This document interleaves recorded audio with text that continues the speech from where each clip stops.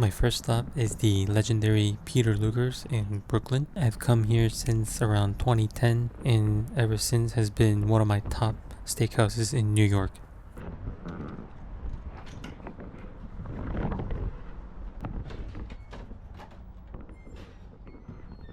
As you enter, to your left is a bar and to your right are decades of awards, including the Michelin Guide. We made an online reservation. This was a weekday, so I didn't see a huge line, but I would still recommend making a reservation. As I remember, on weekends, the walk-in line was pretty long. So this is their menu. They're obviously well known for their bacon. And their signature steak is the porterhouse. Usually goes from steak for 2 to steak for 4, all USDA Prime. Besides, I really like their German potatoes with lots of onions. We're ready to order. I am ready for you. Go ahead. We'll get the steak for 2. Yes. How would you like it cooked, sir? Medium rare, please. Yes. With a side of German fried potatoes. Yes. We'll also get the sliced tomato onion. Yes. Very good. Thank you very much. Thank you.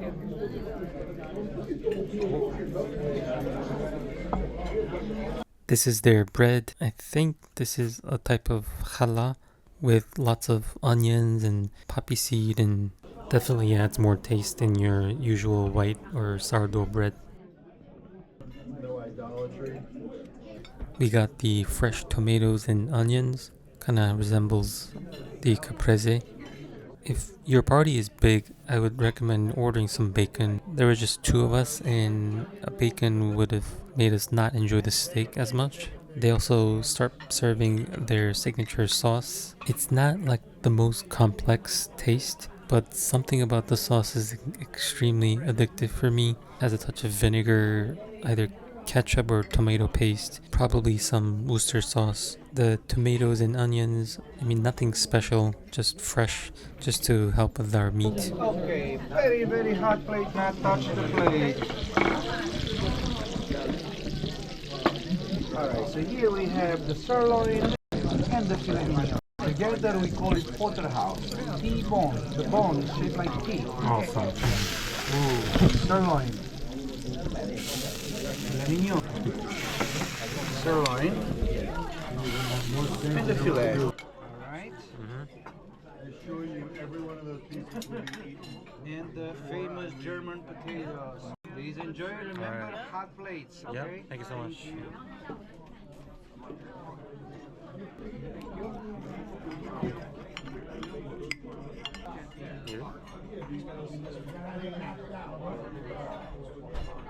Their meat just melts in your mouth.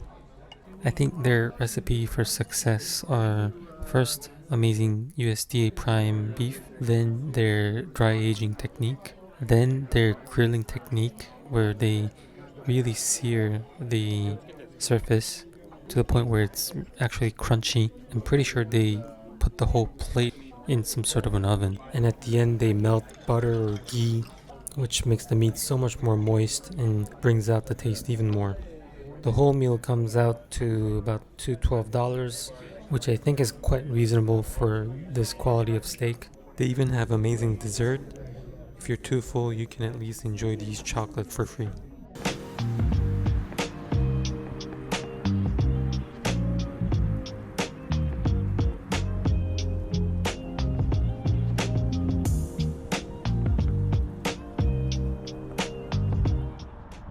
Our next stop is Keen's Chop House in Herald Square. They have a really interesting history where apparently it used to be this salon for famous people, celebrities, to check in their pipes because the pipe stem was so thin at the time and it was so fragile. And then they turned into this chop house in 1885 and became this popular venue for all the actors at the theater district to stop by and socialize. We didn't have a reservation, so if you're lucky, you can grab a small table or the bar top and get the full menu. So that's what we did. This is for 2 people? This for one, but it's 26 ounces, so it's like this big. That's Okay. Yeah, the other one is smaller. What else do you recommend? Steak. It depends what you like. Okay. You have T-bone, it's Okay. same like a porterhouse, but T-bone it has prime rib, sirloin, and filet mignon. I really like their drink menu. They had their own beer, their own wine.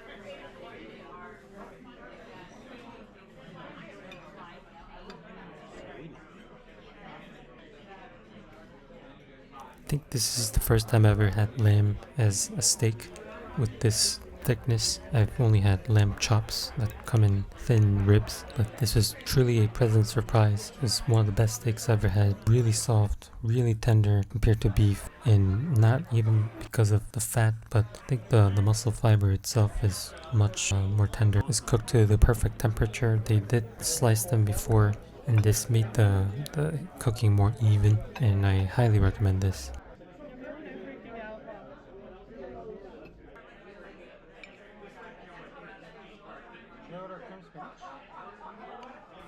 For whatever reason, the mutton wasn't enough for me, so I got the 8-ounce filet.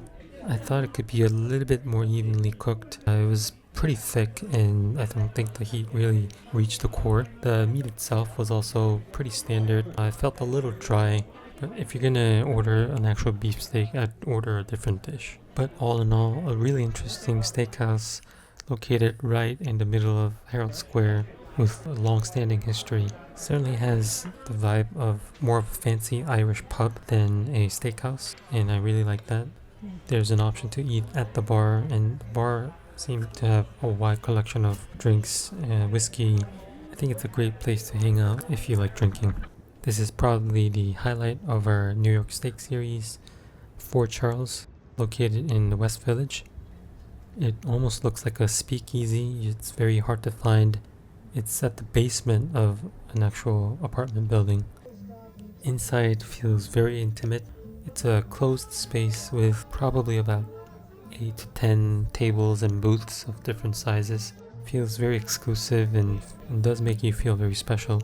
This is their menu. They are known for their roast prime rib, of course their steak, and their cheeseburgers. So this is their 10-ounce double Wagyu cheeseburger. Their Wagyu is from Snake River Farm, Idaho. Incredibly simple, with some pickle, buttered bun, 2 patties with cheese.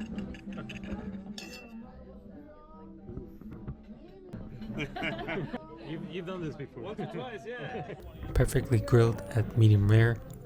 Really simple Mary Rose sauce that kind of resembles your Shake Shack sauce. Perfectly salted and highly recommend. And I wanted to comment on the server. His name was Brandon. He does all the introductions and menu explanations, but he's not a waiter. He's all suited up, he had a tie. He's really there to interact with the customers, but he did it in a very approachable way and in a very non-arrogant way. So this is their steak. We got the dry aged ribeye, and Brandon actually offered a thin slice of the roast beef just because we couldn't order both. That was very nice of him. This is their ribeye, all pre-sliced. We ordered medium rare. I thought it was a touch overcooked. It was obviously a great steak. I thought it could be a little more tender. It was perfectly salted with a nice char on the outside. I couldn't really feel the dry aged scent too much. Overall, I really can't say this was the best steak I've had in my life. I mean, it's certainly a high quality steak, but just compared to all the hype that this restaurant gives with the atmosphere, the difficulty with the reservations, the overall exclusive feel, I had expected a mind-blowing steak. I wouldn't say this was that.